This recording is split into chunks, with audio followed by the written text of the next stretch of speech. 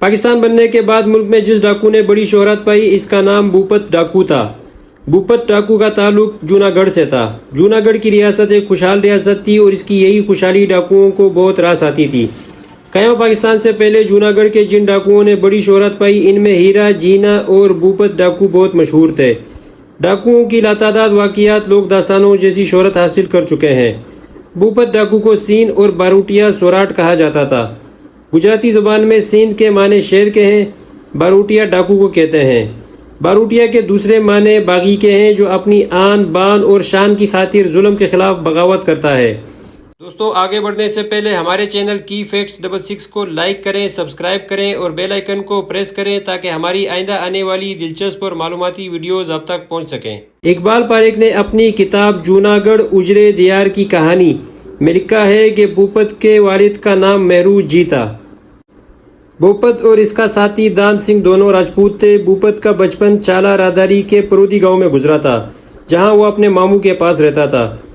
جب امرواڑہ کو واگڑیا دربار کی گدی ملی تو بھوپت نے امرواڑہ سے نوکری کی درخواست کی۔ امرواڑہ نے بھوپت کی بہادری اور نڈر پن کو دیکھتے ہوئے اسے اپنے باڈی گارڈ کے طور پر ملازم رکھ لیا۔ بھوپت میں کمال کی پھرتی اور ہمت تھی، وہ بلا کا نشانہ باز تھا۔ اس کے علاوہ جیپ چلانا اور بندوق چلانا اسے خوب آتا تھا۔ وہ گھڑ سواری میں بھی مہارت رکھتا تھا۔ کسی بھی مصیبت اور پریشانی میں وہ راستہ تلاش کر لیتا تھا۔ لڑائی کے دوران وہ خطرات سے کھیلتا اور بچ کر نکل جاتا تھا۔ وہ سرکس کے ہیرو جیسا تھا۔ شکل و صورت اور حلیہ تبدیل کرنے میں اسے خصوصی مہارت حاصل تھی۔ یہی وجہ تھی کہ کوئی بھی اسے پکڑ نہیں سکتا تھا۔ بھوپت سیر و تفریح کا دلدادہ تھا۔ کبھی کبھی وہ جوناگڑھ کے بریش سینما کے مینیجر کو اطلاع کر کے اپنے لیے نشست مخصوص کرواتا اور بیس بدل کر فلم دیکھ لیتا تھا۔ اقبال پاریکھ نے لکھا ہے کہ جب تحریک آزادی کے دنوں میں ہندوستان میں عارضی حکومت بنی اور کاٹیاواڑ جنگ کا میدان بن گیا تو بھوپت نے اس جنگ میں بڑھ چڑھ کر حصہ لیا۔ اقبال پاریکھ کے مطابق سردار ولبھ بھائی پٹیل نے بھوپت کو چھوٹے شیواجی کا خطاب دیا اور اسے انعام و اکرام کا لالچ دے کر مسلمانوں کے خلاف بھڑکانا شروع کر دیا۔ جوناگڑھ میں مقیم میمن برادری نے اس بات کی شکایت گاندھی جی سے کی۔ جب بھوپت کو یہ بات پتہ چلی تو اس نے گاندھی جی کو پیغام بھیجا کہ وہ مسلمانوں کے خلاف نہیں ہے بلکہ ظالموں کے خلاف جنگ کر رہا ہے۔ امرواڑہ کے راجا کو یہ بات پسند نہیں آئی اور اس نے بھوپت کے خلاف محاذ بنا لیا۔ اس نے بھوپت کو گرفتار کرنے کی کوشش بھی کی لیکن بھوپت حلیہ تبدیل کر کے روپوش ہو گیا۔ بھوپت ڈاکو کی دہشت پوری ریاست جوناگڑھ میں تھی۔ وہ ہر ظلم و زیادتی کے خلاف اٹھ کھڑا ہوتا۔ ظلم و جبر سے نفرت اس کی فطرت میں شامل تھی۔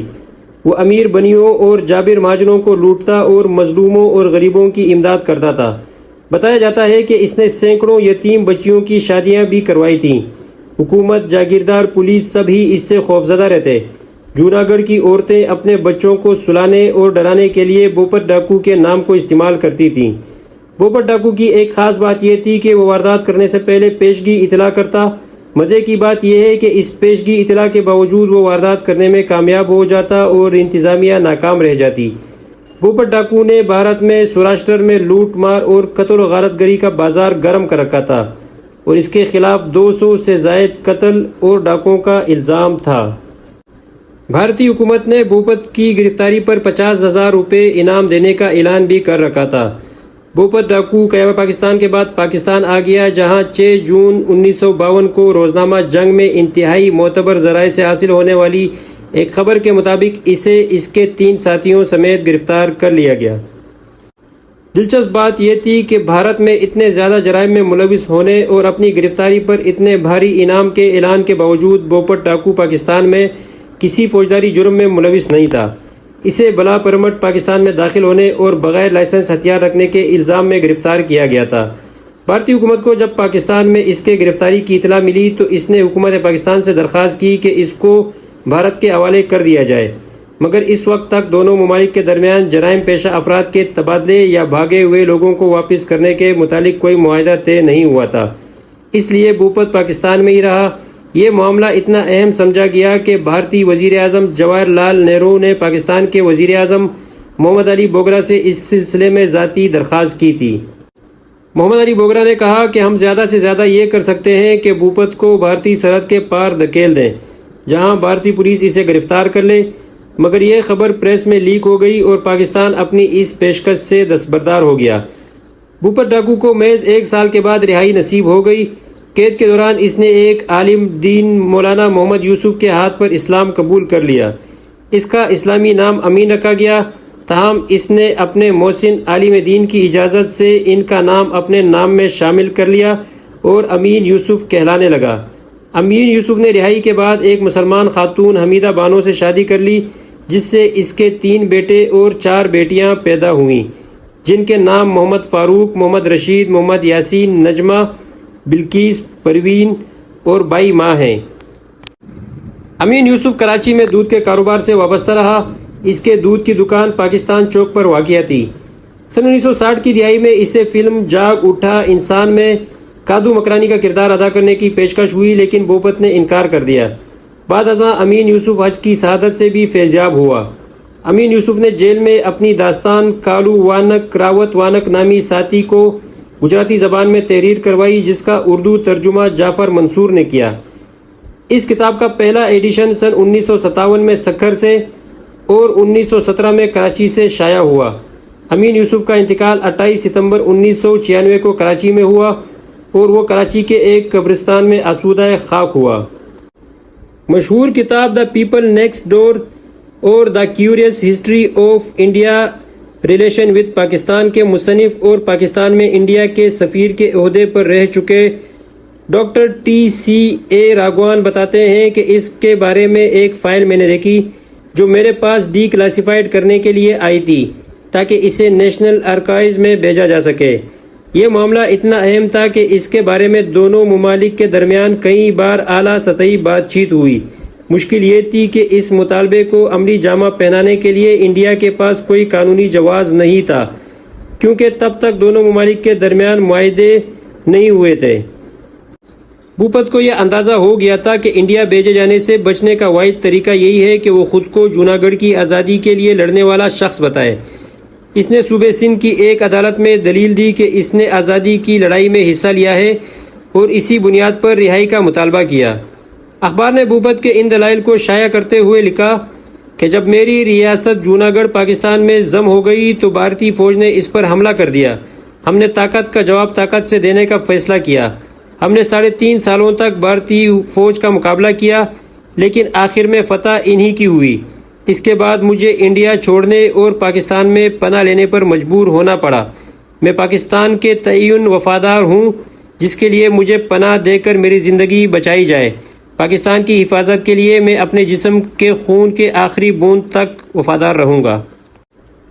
بعد میں بھوپت کا پیچھا کرنے والے پولیس افسر VG کونٹیکر نے مراٹھی زبان میں ایک کتاب لکھی۔ انہوں نے بتایا کہ بھوپت ہر واردات کے بعد ایک تحریری پیغام میں پولیس کو وارننگ دے کر جاتا تھا، جسے جاسا کہا جاتا تھا۔ کونٹیکر کہتے ہیں کہ وہ انہیں ہمیشہ ڈیکرا کہہ کر مخاطب کرتا تھا، جبکہ وہ عمر میں ان سے 10 برس چھوٹا تھا۔ ڈیکرا کا مطلب ہوتا ہے بیٹا۔ کونٹیکر نے بھوپت کو پکڑنے کے لیے پیروں کے نشان پہچاننے والے ماہرین کی مدد لی تھی۔ ایک پولیس انکاؤنٹر میں اس کے ساتھی دیوایت کی موت کے بعد بھوپت نے اپنے 3 ساتھیوں کے ساتھ پاکستان بھاگنے کا فیصلہ کیا۔ ان میں سے ایک ساتھی امر سنگھ کچھ دنوں کے بعد واپس انڈیا لوٹ آئے۔ بعد میں خبر آئی کہ جیل سے رہا ہونے کے بعد بھوپت نے دودھ فروخت کرنے کا کاروبار شروع کر دیا تھا۔ کونٹیکر 1969 میں CRPF کے ڈائریکٹر جنرل کے عہدے سے ریٹائر ہوئے۔ قادر بخش عرف کادو مکرانی کا تعلق بھی جوناگڑھ سے تھا۔ ان کے بارے میں جوناگڑھ کی تاریخ لکھنے والے مورخین کا خیال ہے کہ وہ انگریزی راج کے خلاف تھے۔ ان کی جو بھی کارروائیاں تھیں وہ دراصل برطانوی سامراج کو کمزور کرنے کے لیے تھیں۔ ان کا یہ بھی خیال ہے کہ کادو مکرانی دراصل ڈاکو نہیں بلکہ ایک باغی تھا جو ہندوستان کو برطانوی تسلط سے آزاد کروانا چاہتا تھا۔ اس نے اپنے ہم خیال لوگوں کا ایک گروہ تشکیل دیا تھا جو انگریز سرکار کے حامیوں سے لوٹ مار کے علاقے کے غریبوں میں تقسیم کر دیتا تھا، جبکہ انگریزوں کا خیال اس کے برعکس تھا۔ سیاسی کارکن کامریڈ واحد بلوچ کے مطابق جانسن نامی ایک انگریز نے کھٹیاواڑ کے باغی کے عنوان سے ایک کتاب میں لکھا ہے کہ قادر بخش نے جوناگڑھ کے 8 گاؤں لوٹے، جس کے دوران 71 تاجر مارے گئے اور 79 لوگوں کے ناک کان کاٹ دیے گئے۔ اس واقعے کو لوک فنکاروں نے اپنی شاعری میں بیان کیا ہے۔ انہوں نے اپنے مضمون میں اس طرح کے بے شمار واقعات بیان کیے ہیں۔ وہ لکھتے ہیں کہ جانسن نے مزید لکھا ہے کہ میراول ندی کے کنارے ہماری چاونی تھی، یونین جیک پڑا رہا تھا اور میں چاونی سے اسکاٹ کی بیوی کو فوجی تانگے میں شہر لے جا رہا تھا کہ حاجی مانگیر وڈی شاہ کے مقبرے کے اوٹ سے اچانک قادر بخش نمودار ہوا اور لڑکار کر کہا تانگے میں کون ہے؟ میں نے کہا کہ میں دھاری پلٹن کا کپتان جیکسن ہوں اور تانگے میں اسکاٹ کی بیوی ہے۔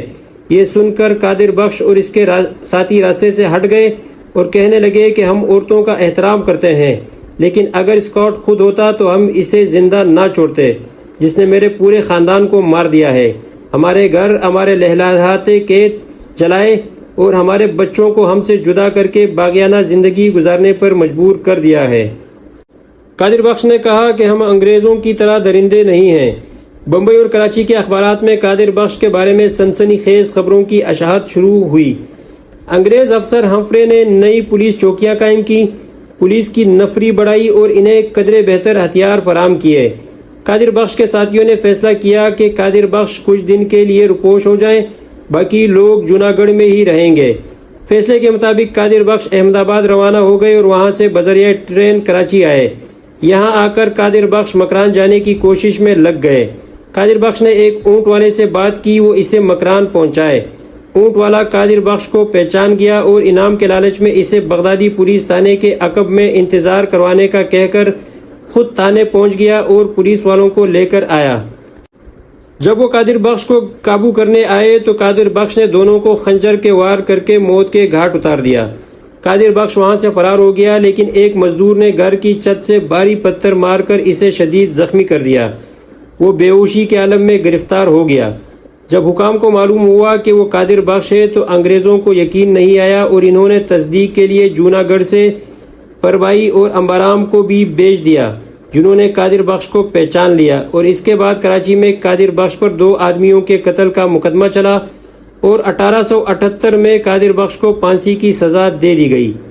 پھانسی دینے کے بعد لاش لیاری کے ایک سرکردہ بلوچ واجہ فقیر محمد دارا خان کے حوالے کی گئی۔ درا لائن کالاکوٹ میں مولوی غلام محمد نے میت کو غسل دیا، ہزاروں لوگوں نے نماز جنازہ میں شرکت کی۔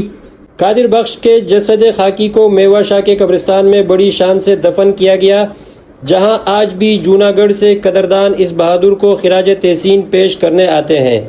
اس واقعے کو آج تقریباً 150 سال گزر چکے ہیں، لیکن آج بھی کاٹیا واڑ، گجرات اور جوناگڑھ کے مظلوم لوگوں میں قادر بخش ہیرو کا درجہ رکھتے ہیں۔